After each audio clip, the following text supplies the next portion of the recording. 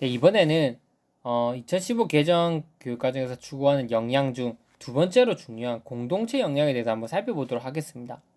공동체 역량을 읽어보면 이렇게 되어 있습니다. 공동체 의식을 가지고 세계와 소통하는 민주 시민으로 배려와 나눔을 실천하면서 더불어 사는 삶.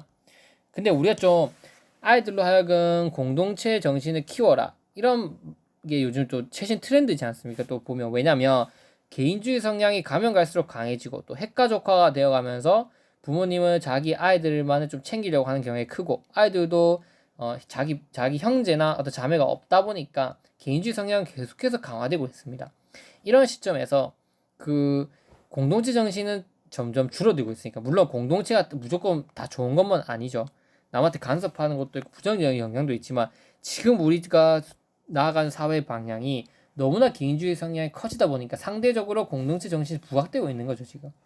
그러면 이러한 공동체 정신을 형성하는 요소가 도대체 뭘까? 아이들로 하여금 공동체 정신을 형성해 주려면 우리는 어떠한 교육 방법을 적용할 수 있을까? 그런 부분들에 대해서 끊임없이 생각을 하셔야 된다는 거죠.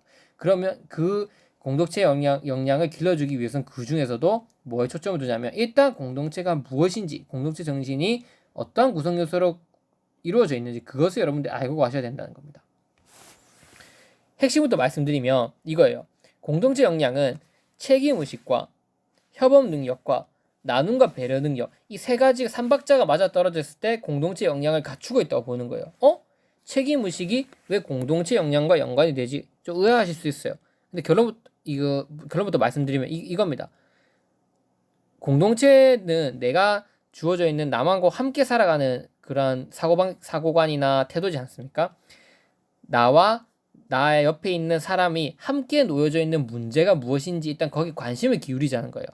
내 것만 생각하는 게 아니라 나와 나 주변에 놓인 사람들이 함께 처해져 있는 공동적인 문제가 무엇인지를 살펴보고, 그 문제를 소홀히 하지 않고 책임의식을 가지고, 함께 살아가는 사회니까 그거에 대한 책임의식을 가지고 자율적으로 그 문제를 해결하고자 하는 것 자체가 공동체를 생각하는 출발점이라고 보는 거예요. 그래서 책임의식이 매우 중요합니다. 이 책임의식 안에는 자율성이라는 의미가 내포되어 있는 거예요. 자율적으로 내가 남이 처해져 있는 문제가 무엇인지 분석하고, 그거에 대해서 나도 어느 정도 책임감을 가지고 문제를 해결해 나가야 겠다, 그런 의식을 형성하는 게 공동체 역량의 기본 출발점이라고 보는 거예요.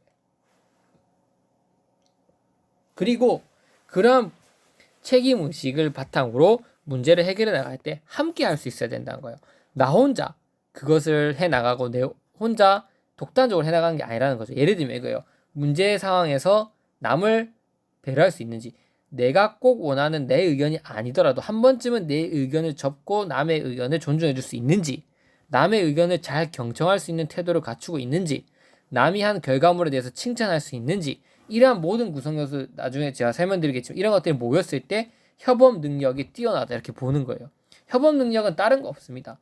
제일 중요한 거는 경청과 그리고 분배 능력, 누가 무엇을 잘하는지 역할 분배를 잘 할 수 있는 것, 그리고 남에게 양보할 수 있는 것, 이런 것들이 협업 능력이라고 할 수 있는 겁니다. 일을 해나갈 때. 그런 것들 바탕으로 다른 사람들, 다른 계층, 나와 다른 구성원들에게 나눔과 배려 정신, 즉 인성과 연관이 되는 거죠. 이런 것들을 갖추어 나갔을 때 우리는 공동체 정신, 공동체 역량을 형성하고 있다, 이렇게 보는 거죠.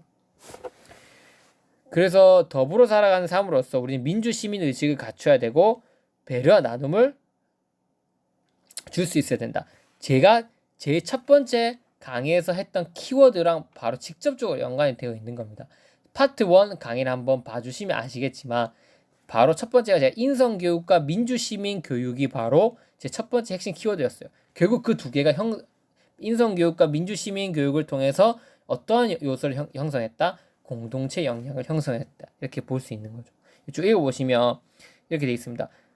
문제 해결책에 책임감을 가지고 적극적으로 참여하는 능력, 다양한 사람들과 원만한 관계를 가지고 협업하는 상호작용하는 능력, 다른 사람들과 배려하고 함께 살아갈 수 있는 능력, 이렇게 책임의식, 협동 능력, 나눔과 배려 등이 공동체 역량의 하위 요소로 볼 수 있다고 2015 개정 교육과정에서 뚜렷하게 명시하고 있는 겁니다.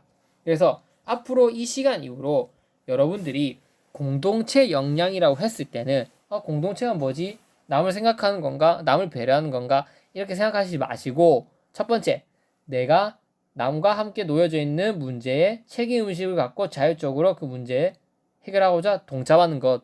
그리고 두 번째, 그 문제를 해결할 때 나 혼자 독단적으로 해결해 나가는 것이 아니라 협동과 협업 능력을 바탕으로 그런 문제들을 해결해 나갈 수 있는 것.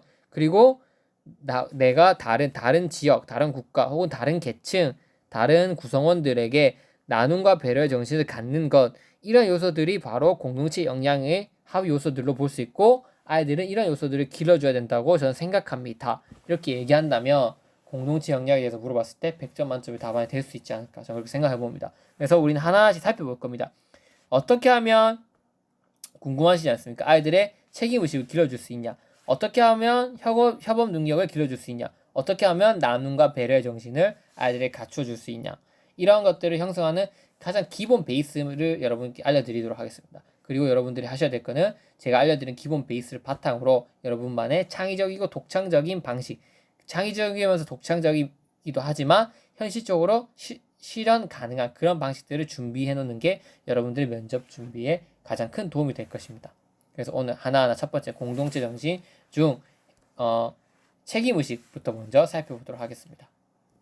네, 그 다음 강의 시청해 주시면 감사하겠습니다.